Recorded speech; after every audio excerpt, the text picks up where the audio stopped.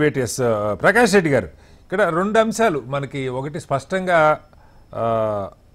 Israel వ్యవహరించిన తీరు. మొట్టమొదటిసారి వాళ్ళు హమాస్ దాడి చేసిన తర్వాత 1200 మందిని చంపేయటం, దాదాపు 250 మందిని కిడ్నాప్ చేసుకెళ్ళిన తర్వాత ఆ రోజు నుంచి ఈ రెండేళ్లలో తేరుకోలేని విధంగా గాజా ప్రాంతాన్ని తుడిచిపెట్టే ప్రయత్నం ఇజ్రాయెల్ చేసింది. ఎవరు హెచ్చరించినా, ఈవెన్ అమెరికా ఘాటుగా హెచ్చరించినా కూడా ఆపల. ఈ ఒప్పందం కుదిరే చివరి నిమిషం, ఈ ఒప్పందం ప్రాసెస్ స్టార్ట్ అయ్యా కూడా దాడులు చేసినది మనం చూసాం. ప్రపంచం అంతా ధిక్కరించినా సరే, వద్దన్నా సరే దాడి చేస్తానన్న తీరులోనే ఇజ్రాయెల్ వ్యవహరించింది. సరే, హమాస్ తిరుగుబాటు ఏ మేరకు చేస్తుందో, ఆఖరి మనిషి పోరాటం ఏం చేస్తాడో లేదో మనకు తెలియదు, కానీ ఇజ్రాయెల్ అయితే పూర్తిగా దాదాపుగా అణిచివేయగలుగుతూ ఉన్నది. సో ఈ బ్యాక్డ్రాప్లో ఇవాళ ఒక ఒప్పందం ఈజిప్ట్లో జరుగుతుంది. దానికి భారత ప్రధానికి కూడా ఆహ్వానం వచ్చింది. ట్రంప్ గారి అధ్యక్షతన జరిగే, ఈజిప్ట్ అధ్యక్షతన జరిగే సమావేశంలో భారత ప్రధాని కూడా ఆహ్వానించారని చెప్పారు. అయితే ప్రధాని వెళ్ళట్లేదు, విదేశాంగ శాఖ సహాయ మంత్రి అటెండ్ అవుతున్నారని వార్త చూశాను. అంటే ఏంటి దీనిలో మనం ఎందుకు యాక్టివ్గా ఉండదలుచుకోలేదు అన్నది ఒక అంశం. ఉండదలుచుకోలేదా, లేదంటే నిజంగానే ప్రధానికి అవకాశం, ఒక చారిత్రాత్మకమైన ఒప్పందంగా ప్రచారం జరుగుతుంది. వాళ్ళ ఇజ్రాయెల్లో జెరూసలేంలో పార్లమెంట్లో ట్రంప్ గారికి దాదాపు 2.5 నిమిషాలు స్టాండింగ్ ఓవేషన్ ఇచ్చారు. ఆయనకి వాళ్ళు అత్యున్నత పురస్కారం ప్రపోజ్ చేశారు. రేపు నోబెల్ పీస్ ప్రైజ్కి కూడా ఇజ్రాయెల్ లీడ్ తీసుకొని ప్రపంచాన్ని అంతా ట్రంప్ గారికి నోబెల్ ఇప్పించే ప్రయత్నం చేస్తామని చెప్తూ ఉన్నారు. సో ఇలాంటి కాంటెక్స్ట్లో మనకు ఆహ్వానం ఉన్న అటెండ్ కాకపోవటం వెనక అంటే దీని సక్సెస్ మీద ఏమైనా అనుమానాలు ఉన్నాయా, లేకపోతే ఎలా అర్థం చేయాలి, వేరే కారణాలు ఏమైనా ఉన్నాయా? ప్రకాష్ రెడ్డి గారు సార్ మ్యూట్లో ఉన్నారు, ఒకసారి అన్మ్యూట్ చేయండి. ప్రకాష్ రెడ్డి గారు. ముందు పెద్దలందరికీ నమస్కారం సార్, మీకు కూడా నమస్కారం సార్. నేను ముందు పాలస్తీన్ అంటే ఇజ్రాయెల్ గాజా ఈ కాన్ఫ్లిక్ట్ లో ఉన్నటువంటి శాంతి ఒప్పందాన్ని అందరం ప్రపంచం అంతా కూడా స్వాగతిస్తున్నాం సార్. స్వాగతించకపోవడానికి ప్రత్యేక కారణాలు ఏముండవు, ఎందుకంటే ప్రపంచం అంతా శాంతిని కోరుకుంటుంది. ప్రపంచ దేశాలలో అత్యధిక దేశాలు శాంతిని కోరుకుంటున్నాయి కాబట్టి మనం కూడా శాంతిని కోరుకునేటువంటి ఒక గొప్ప దేశం కాబట్టి మనం కూడా స్వాగతిస్తాం సార్. అది దానికి ఇనిషియేటివ్, దానికి ముందుగా ట్రంప్ తీసుకున్నాడా ఇంకొకరు తీసుకున్నారా అనేది సెకండరీ. మనకి ఎవరు తీసుకున్నారు, ఒక రకంగా ట్రంపే తీసుకున్నారండి, దానిలో మనకి సందేహం లేదా. ఆయన నోబెల్ కోసం తీసుకున్నా, దేనికోసం తీసుకున్నా నోబెల్ ప్రైజ్ రాని మనకేం అభ్యంతరం లేదు. కాకపోతే ప్రపంచంలో శాంతిని కోరుకునే వల్ల మనం కూడా ఒక శాంతిని కోరుకోవాలి. అయితే నేను డిఫర్ అవుతుంది, ఇంత ముందు వారు చెప్పిన పెద్దలు, కాంగ్రెస్ నాయకులు చెప్పిన పెద్ద డిఫర్ అవుతుంది ఏంటంటే సార్, పాలస్తీనా ఎస్ఆర్ అరాఫత్ కాలం నుంచి లేదా అంతకు ముందు కాలం నుంచి కూడా అంటే 2000 సంవత్సరాలు మరి ఇజ్రాయిలీ ప్రజలు, ఇజ్రాయిలీ యూదులు ప్రపంచం అంతా తిరిగి వాళ్ళ జాతి కోసం, వాళ్ళ దీనికోసం పోరాటాలు వాళ్ళు చేయకుండా ఎందుకుంటారు సార్? ఇప్పుడు 670 తర్వాత వచ్చినటువంటి ఇస్లామిక్ తీవ్రవాదం ఇంత ఉంటే మరి అంతకంటే ముందు 600-700 సంవత్సరాల క్రితం యూదులను తరిమి కొట్టి వాళ్ళని అక్కడ నుంచి పంపించిన తర్వాత వాళ్ళు ప్రపంచం మొత్తం మీద ఉన్నటువంటి యూదుల యొక్క ఈ మనం అంటే హిస్టరీలోకి పెద్దగా లోతుగా వెళ్ళడానికి టైం సరిపోతుంది. నేను చెప్తాను, రగిలే రక్తంలోంచి పుట్టినటువంటి దేశం ఇజ్రాయిల్ సార్.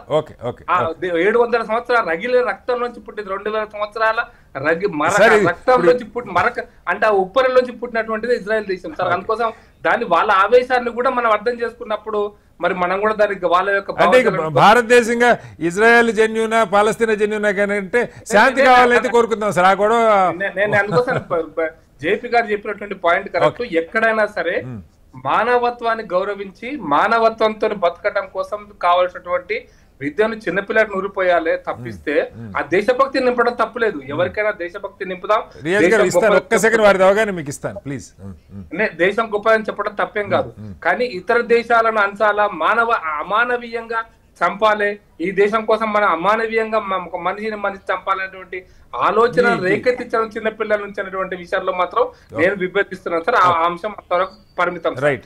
ఏంటంటే అసలు ఈ ఇజ్రాయెల్ గాజా ఒప్పందం, ఇజ్రాయెల్ అరాఫత్ గారి కాలం నుంచి కూడా ఇది చాలా చాలా చాలా సున్నితమైన అంశం, చాలా క్రిటికల్ ఇష్యూ. దాన్ని ప్రపంచం అంతా కూడా ఇది మొదటిసారి కాదు సార్. 2023లో గాజా తీవ్రంగా 1200 మందిని ఇంతకుముందు చెప్పారు, నవంబర్ అనుకుంటా తీవ్రంగా అంతకు ముందు కూడా ఎప్పుడు తక్కువ లేదు సార్. ఎప్పుడు ఇజ్రాయెల్ అనేటువంటి దేశము ఈ యొక్క పాలస్తీనా ఉన్నప్పుడు కానీ, పాలస్తీనా మీద హమాస్ యొక్క ఆధిపత్యం వచ్చినప్పుడు కానీ అప్పటి నుంచి కూడా ఇది ఒక పెద్ద కాన్ఫ్లిక్ట్ గా ఉంది సార్. వాతావరణం మొదటి నుంచి ఉంది. అయితే నేను ఎక్కడికి వస్తాను సార్, మీరు అడిగిన ప్రశ్నకు సమాధానం ఏంటంటే ఇజ్రాయెల్ విషయంలో మీరు అమెరికా అనుసరిస్తున్న విధానం కావచ్చు, లేదా ప్రపంచ దేశాలు అనుసరిస్తున్న విధానాలు కావచ్చు, లేదా తాలిబాన్ల విషయంలో ఆఫ్ఘనిస్తాన్ తాలిబాన్ల విషయంలో కూడా అమెరికా రష్యాలు రెండు బలపైన దేశాలకు ఉన్నప్పుడు అనుసరించిన విధానం కావచ్చు, ఇవన్నీ కూడా తమ తమ దేశాల యొక్క అవసరాల కోసం చేస్తున్నాయి తప్పిస్తే మన దేశం అవసరం అనేటువంటిది పెద్దగా చూడటం లేదు సార్. నేను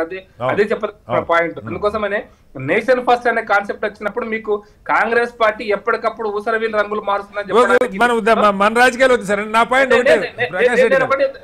కంప్లీట్ చేశాను సార్.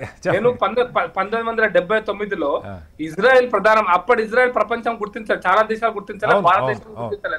79లో ఇజ్రాయెల్ ప్రధానమంత్రి భారతదేశానికి వచ్చాడు సార్. ఇజ్రాయెల్ ప్రధానమంత్రి భారతదేశానికి వచ్చినప్పుడు మొరార్జీ దేశాయ్ గారు ప్రధానమంత్రి, అప్పుడు అటల్ బిహారీ వాజ్పేయి గారు విదేశాంగ శాఖ మంత్రి, బాంబే ఒక హోటల్లో సీక్రెట్ గా కలిశారు. అది అయిపోయింది, ఆ చర్చ అయిపోయింది, అది క్లోజ్ అయిపోయింది. ఆ తర్వాత 83-84లో ఇందిరాగాంధీ ప్రధానమంత్రి అయిన తర్వాత ఈ విషయాన్ని భారత పార్లమెంటులో మళ్ళీ నమ్ముతున్న భారత పార్లమెంట్ లో రేకెత్తించి ఇక్కడ కూడా ఏంటంటే దీన్ని మతం కోసం వాడుకుంటే ప్రయత్నం జరుగుతుంది సార్. నిన్నే పాయింట్ అది నేను చెప్పాలనుకున్న పాయింట్ అది. ఇక్కడ కూడా మత ఘర్షణ రెచ్చగొట్టడానికి పాలస్తీన్ అంశము లేదా అరాఫత్ అంశం, అందుకోసమనే హమాస్ ని ప్రపంచ దేశాలన్నీ తీవ్రవాద దేశాలుగా అత్యధిక దేశాలు గుర్తించినప్పుడు భారతదేశంలో ఉన్నటువంటి కొంతమంది పెద్ద మనుషులు హమాస్ తో కలిసి మాట్లాడుకునే రోజులు, ఎందుకంటే భారతదేశంలో తీవ్రవాద అడ్డాగా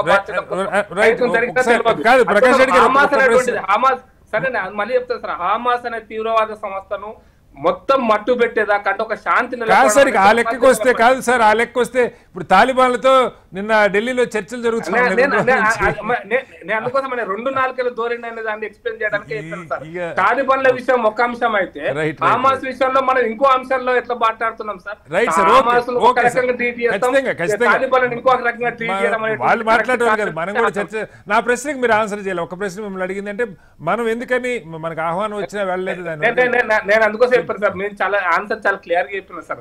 నేషన్ ఇంట్రెస్ట్ ఫస్ట్ అయినప్పుడు అమెరికాను, రష్యాను, లేదా ప్రపంచ దేశాలు, ఈజిప్ట్ లేకపోతే మిగతా ఏమైనా గల్ఫ్ దేశాలు, ఈ మధ్య కాన్ఫ్లిక్ట్ లో మనం పెద్ద తలదూర్చాల్సిన అవసరం లేదు సార్.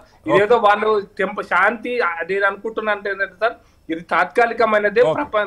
శాశ్వతంగా శాంతి నెలకొనాలంటే భావజాలంలో ఆయా దేశాల ప్రభుత్వాలు, ఆయా దేశాలను పరిపాలిస్తున్న రాజ్యాంగ భావనలో మార్పు రావాలి.